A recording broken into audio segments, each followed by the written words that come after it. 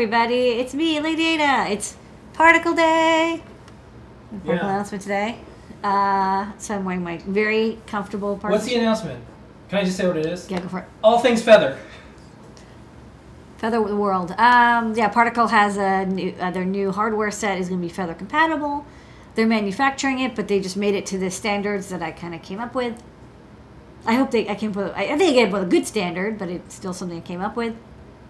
So all of their feathers, their NRF52840 based boards will be compatible with all the wings we have, which is wonderful. But we're not going to talk about that. We're talking about. Open up a new tab. Wait, no, yeah. And go to adafruit.com/blog. Okay. Okay, and then click the first link. No, click it. Click it. This. Click it. Featured. Okay. I clicked it. All right. This is what's going on. Yep. And it's really, really affordable. So they're selling it like at cost to start for pre-order. You can get Wi-Fi. It's blacked out again. Unbelievable. Really? Yeah, I got it. This is messed up. That's messed up. I'm going back. It's not this monitor. Because you unplugged it. I'll figure this out. You're going to figure this out? I'll figure this out. Okay. Unbelievable. And you started with a fresh... Dude, yeah, I know. Fresh install. Now I'm back. It's just not liking this. I figured out a way around it before. It's fine. I'm going to do this again. Okay. Anyways, there's 3. There's got Wi-Fi and BLE mesh. So Wi-Fi ESP32, I think, or ESP266, plus NRF52840. So you get Wi-Fi and Bluetooth and mesh. And then there's one with LTE, the U-Block Sarah LTE, also NRF52840. And then as the driver chip, and then one that's just the NRF52840. These are cool next generation Nordic chips, Bluetooth Low Energy, Mesh, Bluetooth 5, really big chips, Cortex M4. We're porting CircuitPython to it, so you'll be able to use CircuitPython with these once that we can get chips. I don't have any chips, but clearly they were able to get some. So yeah, you can pre-order them for like $9, which is a really good deal. I'd pick up 1 or 2 if I were you. Why not? They've delivered on all their other crowdfunding. It's not like they're not going to ship. They always ship. Like, I can't guarantee it because it's not me, but like they've always historically shipped everything. Yeah, they're like the only ones. They do it. So they're on Twitter too, and they don't want to hear people complaining. So I think they're going to do it. I think for $9, I mean it's a deal. You should. I would. Yeah. I already have some coming my way. Otherwise, I would pick up a few. So I recommend it. Okay. So what else is up on our? Okay. On our. So next up, let's go to the overhead.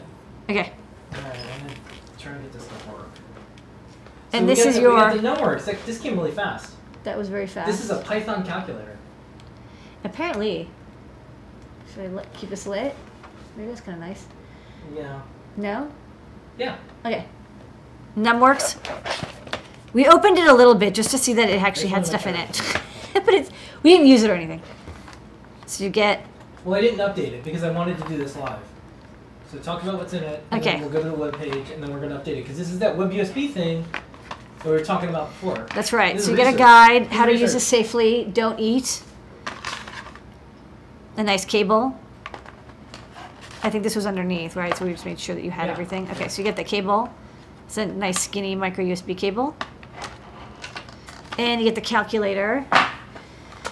And the calculator has like a sliding thing. So like just like your classic calculators, this should slide and fit on the back. Ooh, nice. Yeah. Turn on. How do you turn it on? The power button. Oh. Yeah. Okay, so you turn it on and it boots instantly, but it says... Yeah, zoom in so you can see what it says. Yeah, there you go. You have to redo it. Okay. And this is what we want to test because this is like this WebUSB thing. Apparently, this does it. Yes. So the only thing is I'm going to cheat and use my cable, which I know is a good cable. All right. Okay. So you plug it in. Now we're going to go to the web page. So I'm going to go to your plugged computer. it in. I'm going to go to your computer. Can you go to the web page? Well, you know, I wonder if you can use Windows. I'm at your computer. Yeah, sure. We'll find out. Okay, go to the computer. Okay, so this is what we're updating to. Version 1.3.0, because I think yeah. Let me just check if it enumerated here. Anything? I don't know. Wait, hold on. Let me try again. Maybe you should use the cable it came with. Maybe I have to use the cable it came with. Interesting. Okay, let me use this cable it came with. Just for kicks. I'm doing it. Okay, that's definitely plugged in. Yeah. And then this is my hub. I don't know. I see nothing. I don't see anything. Okay. But well, let's continue. Now let's do this. Update my device. Okay. So I have to install the driver now. Okay. On Windows, some of the drivers required to let Chrome update your calculator. Okay, download the driver. Okay. This is not as easy as I thought it was. This is Windows 7 though, which is like the worst, which is why I run it, because it's the worst. Windows 7, it doesn't. You know, you need INF files. Okay, I believe it. Ooh, they signed it. Okay. Okay, finish. Okay. Now. Great. You've installed the driver. I've installed the driver. I still don't see anything here, but whatever. Okay, connect your calculator. Okay. Oh, I have to press the reset button. Wait. So I gotta. Wait. So because of this thing, I'll just wait until nighttime. Yeah. Okay. Yeah. All right. No, we can't get too hasty. Yeah. All right. No, I'm just messing with you. Okay, so I have to poke this with a pointy tool. Like Oh, here you go. Wait, I have a. Here. Oh, my handy dandy tweezers. Okay. Now what? Oh. Things are happening. Should I go to the computer? Oh, USB things. Yeah. Okay. USB things are happening. Okay. So it said the calculator was turned off. Okay, it did. Yeah. Click the detect. STM32. Yeah. Jeez. All right. Okay, detect. Oh, yeah. So this is the WebUSB part, by the way. Everybody, you're wondering when is it USB time? This is the WebUSB part. Okay. Click on it. So it says STM32. And this is the pairing part. Okay. Connected. Detected. Okay, it's all the upgrade. So I have 1.0. This is all the way going like 1.3 or something. My God. This is so... And this is my serial number, which is... Yeah, well. You can use that to hack me later. Yeah. So we'll get all my calculators. Okay, so this is happening. Okay. Erasing. So let me see what... So I guess it doesn't show up as a USB device until... Yeah, here you go. So this is the devices that enumerated.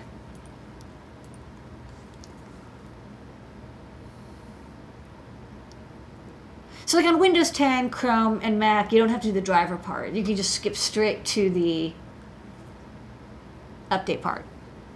Okay. Very exciting. I'm going to hydrate. Very exciting. Yeah. Halfway there.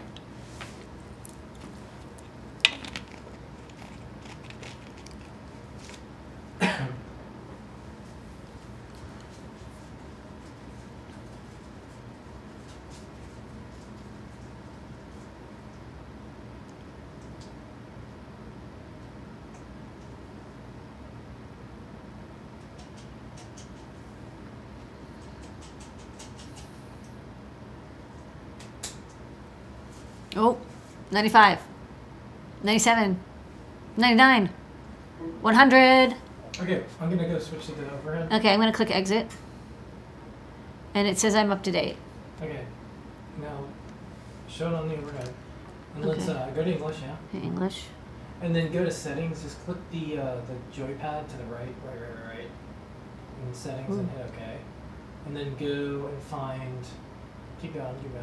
About, yeah. Yeah, 130. Okay. Okay, back, and then there's Python mode. There's now, yeah, see, this is why I wanted to get it. Go to Python. Let's do Mandelbrot. Is there a touch screen? No, you have to, you can do this. Yeah. Whoa. So this is, okay. This is like a little Python program. Let's click the execute button, see what happens. I don't know. You probably have to read this thing. Hit the little layer Shoot. next to OK. Go to an easy one. Just scroll down. Go to Python shell. Python shell or factorial? Python shell. Yeah. Okay. Okay. Okay, so then I have to use this alpha. Yeah. Okay, so hold on. So let's just do simple math. Can't you do import OS and like figure out what? Yeah, but this is complicated. It's not like a QWERTY keyboard. So I have to. It's not. It's like alphabetical. Yeah. So no. Oh my god, this is whoa. Okay. So I have to click. It's not delete. No. Sorry.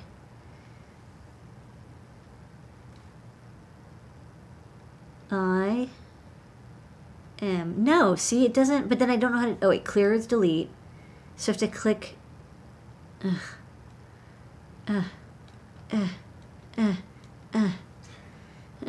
do I space? Space, oh shoot, import, OS, execute. Oh. What Python do you think's on there? I don't know. It's really hard to find out. Because usually I do OS and then uname. There's a way to list modules, but I don't remember exactly how. Alright, well, this will be a mystery for now. We'll figure this out later, because I think we're just typing. Maybe it's just dir. It's been a while. Okay, so that's what you can do.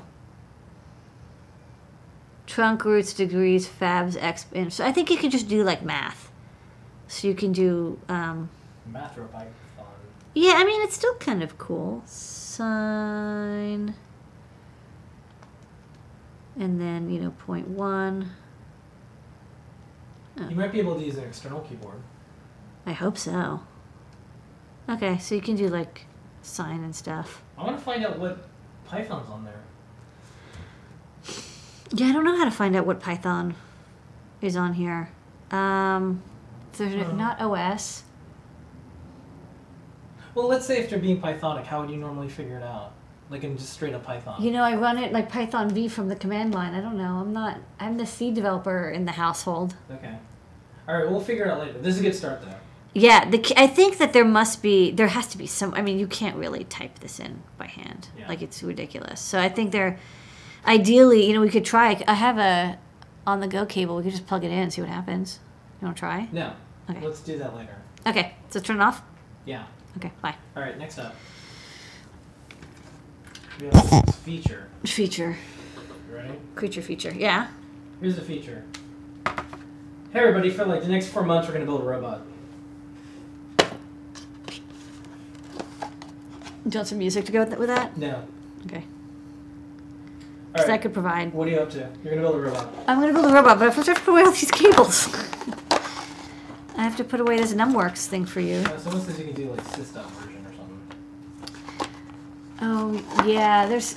Right, maybe at the end we'll try that. Oh, yeah. System version, try that. Okay. Okay. All right, get rid of that stuff. Yeah, I'm getting rid of it. Shh. Okay. Ridding is getting. It's a nice calculator. All right, so we're building a robot. Yeah. But before we build a robot, we have to look at all the stuff that's out there. Yeah, I have to build a robot because it's about time.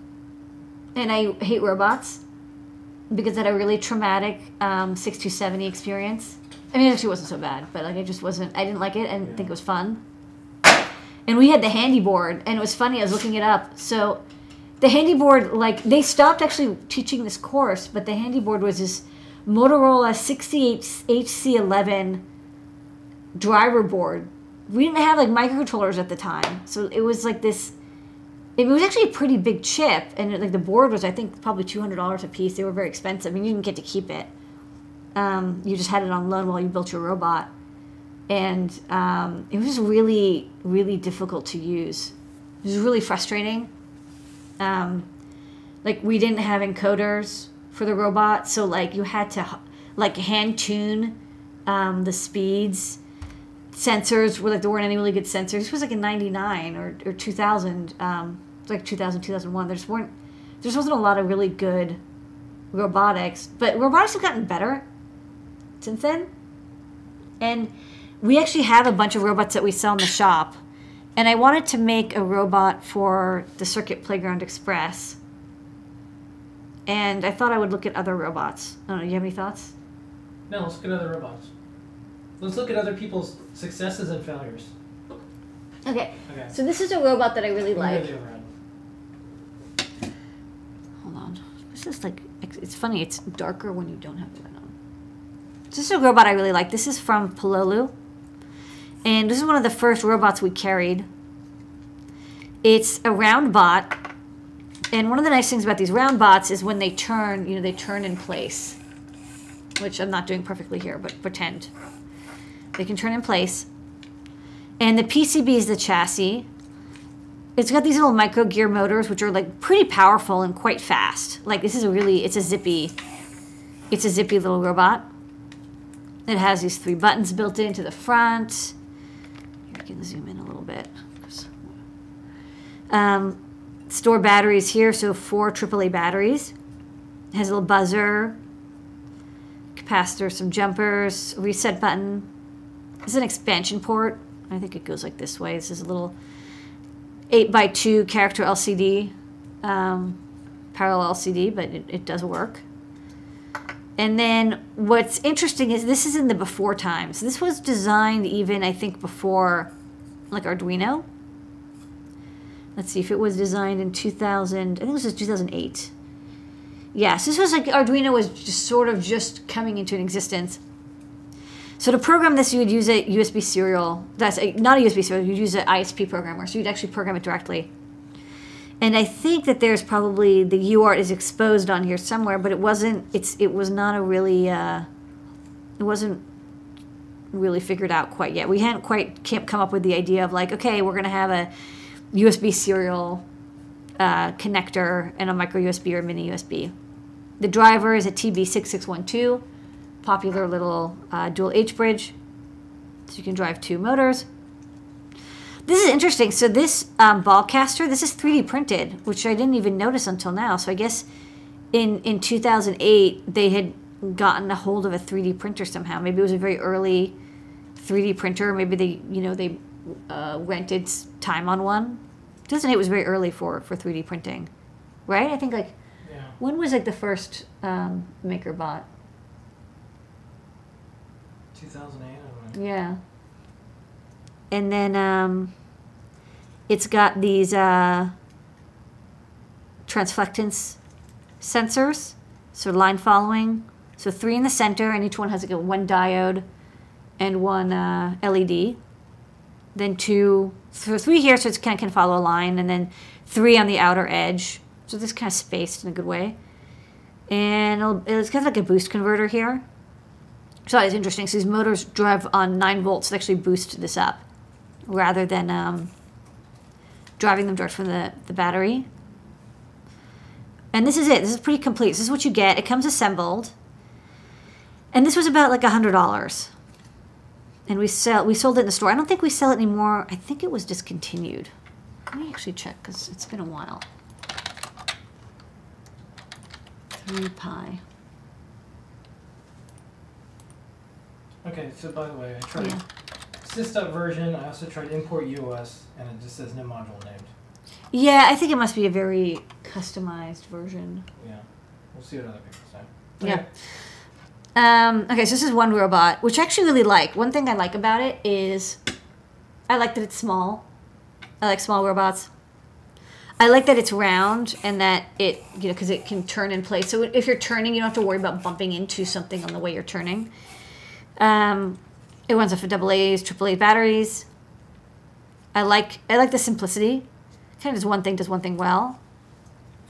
But I think when I first carried it, I think the thing I liked about it the most was it was just really small and fairly inexpensive. Like this was the first, handheld robot. Like previously, every other robot was just this gigantic monstrosities. This was kind of nice in how small it is. But I think that, it could definitely, the microcontroller could use an upgrade, right? Because at this point, it's very underpowered. This is an Atmega 168. And the thing is, it doesn't have encoders. So there's no real way, I don't see any at least, there's no way to know where your motors are. It doesn't, you know, you'll have to calibrate it if you want it to drive straight, which you can do, but I'm just saying it's not built in. Yeah. Okay, so that's the first robot. So the people just tuning in, so we have like a box called Arduino killers. We have a box of Raspberry Pi killers. We also have boxes and boxes of robots. Just like weren't like this, we stocked some and we stocked the best we could. Now we're making one. So we're gonna go through all the stuff that we like and all the stuff that we like to see improved. Yeah. That's why we're doing this. And these are not even all the robots. These are just ones that I happen to take home. This is a... And this is why I have this graphic. Bot. But we're making a robot. Okay. Okay, this is a 2-layer bot that I found as like a kit online. It comes with, it's 2-layer, it's aluminum. So kind of is like, here's a chassis, you know, you're supposed to like deal with the battery and the motor driver. It has the same gearbox motors that the 3Pi robot has. So it's like, these are the same motors, it's just a different wheel. So you can see. Some breaking news. Nis in the chat said the initial import for this calculator is MicroPython 1.9.1. But I don't know the command to, I want to verify that. Anyways, so we're on it. Yeah, it's micro. I mean, it's not surprising. No, we know it's MicroPython. I just want to see it. I want to see what it says. These are also geared motors, and it's got like these injection molded casters, which are kind of nice. It's got these bigger wheels, and these I think were actually originally a Pololu design, but I don't think Pololu's using them as much anymore. I think they've moved on to those other wheels. And one thing that's nice about these wheels is they've got these little notches here, and you can use them as an encoder. Like, it's not going to be a great encoder, but you can use them as encoding inputs. Another thing I like about this robot, you know, it's small again. It's round. I don't know why. I'm like kind of into a small round robot. It's about the same size as this one. This one is, the 3Pi is particularly small. It's like 3.7 inches or something. This one's exactly 100 millimeters. Do you have a circuit playground? Yeah. Yeah. So show the size of the circuit playground and show it with the other one. Okay, because this is what we're using. We're gonna use the circuit playground. So that one that looks nice. Yeah. So the first idea I had was, I mean, I'm still thinking about the ideas. Is have the circuit playground sit on top, and like the roundness would be mimicked in the shape of the robot, and it wouldn't have like this LCD, for example, but like this would attach with bolts or something, or you could also like alligator clip on maybe. These are 2 round robots. There's also this chassis that we've had for a while, which I like. This is a good chassis. The thing I like about this chassis is really inexpensive. It uses these yellow motors, which are called TT motors, because the original company that made them is called TT, but like now there's like thousands of places that make them. So the nice thing about these is, again, like low cost. The motors are very inexpensive. The thing that's really annoying is you really have to have 2 layers, because to attach the motors, there's no, like, these robots use this little plastic cup cover, but they don't exist for these yellow motors. So despite the fact these yellow motors are a lot cheaper, you have to do the sandwich style, or you have to have like an outer shell. And also the motors are not symmetric. So you see like they're right angle. The motor comes here, there's a gearbox, and then the wheel attaches here. So it's really hard to make a round symmetric robot. This one isn't round, and there's no reason that I really can't do this other than, again, when you're turning, you don't really turn in place, which maybe isn't the end of the world, but just saying, this is what I'm dealing with here. And then this one has a plastic caster, which is, not too bad. It's a nice caster. So there's like these metal ones, and then these plastic ones. And then this one is plastic with 3D printed. So some, different ideas. This one is like this one. I think I got these both as samples. And we don't manufacture these. I actually don't.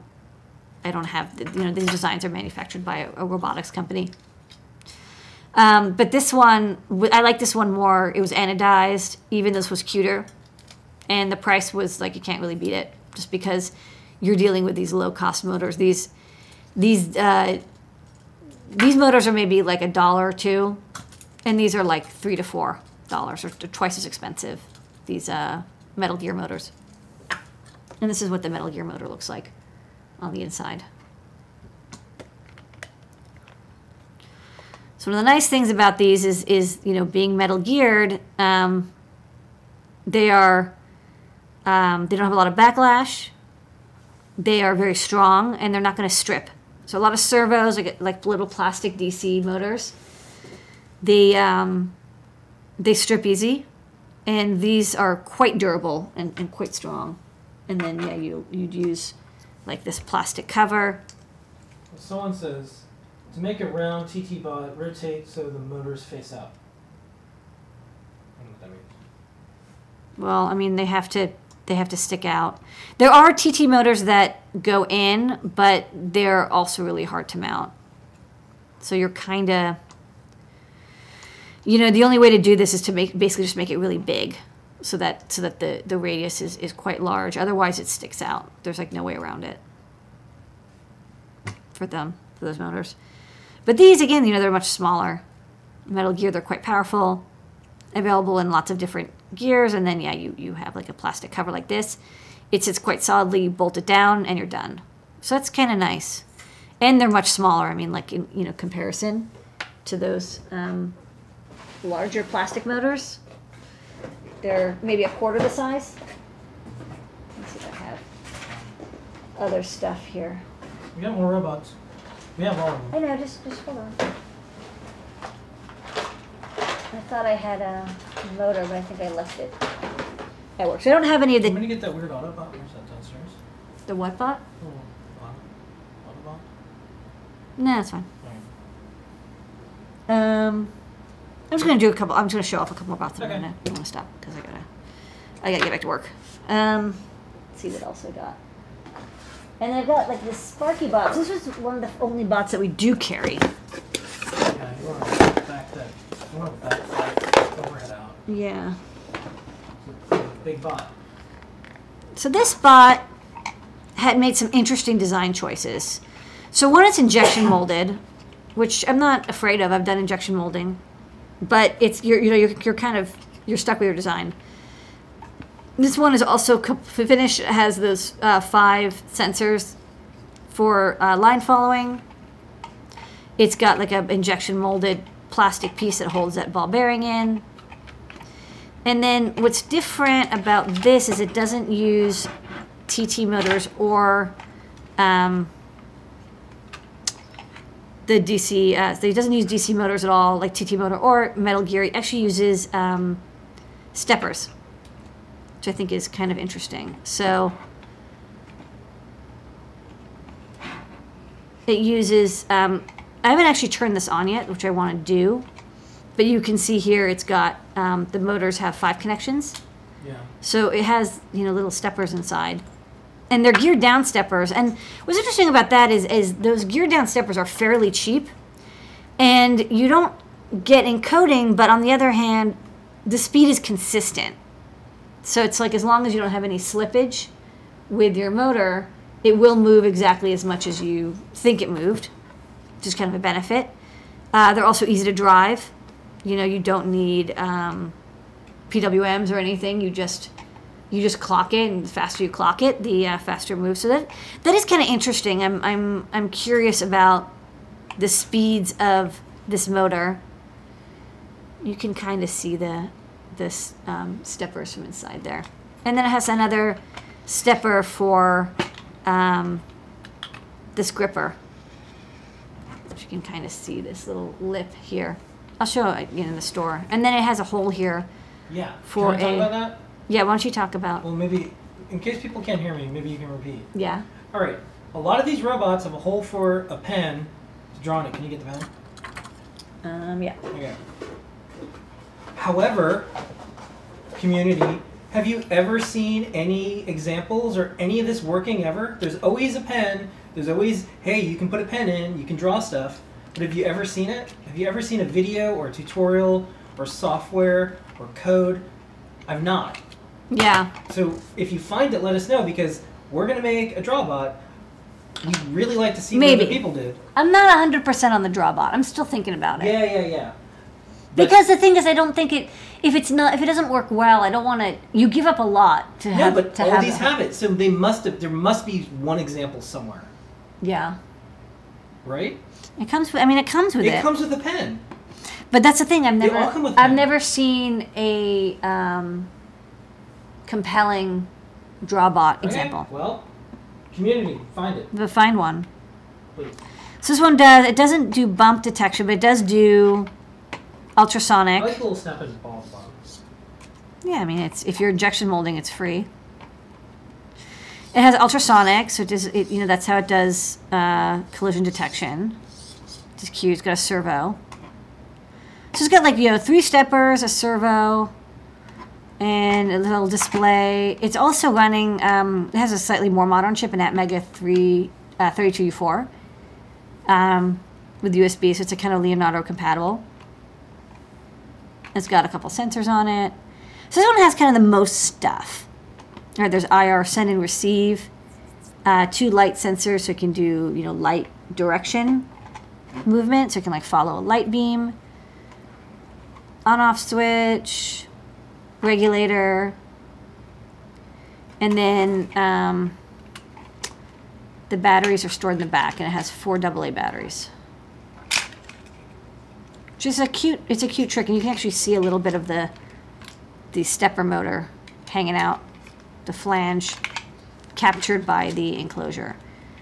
So I think they did a good job with this one. I think this is kind of if you're going to make a bot with stepper motors, I just want to actually try it because I get the feeling that that it's a little slow. But we'll see. Maybe it's not so bad, because to get that torque, you really have to gear it down a lot.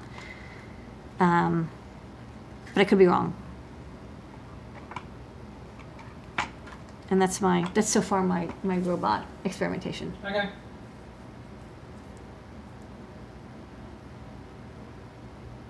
That's it? Yeah. Alright.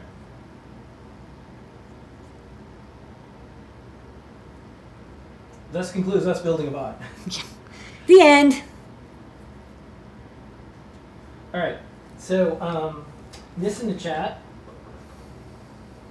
sent some GitHub links to the MicroPython build that this uses. Yeah. So when we get off camera, Yeah. I'm going to show it to you. Okay.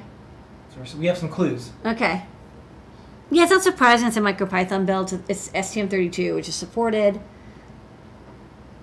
It's easy, it's cheap. I think the chip is a pretty big STM32.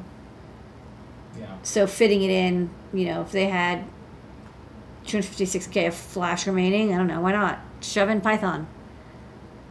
Just tough to type it in. It's called Epsilon, and it's a modern graphing calculator operating system.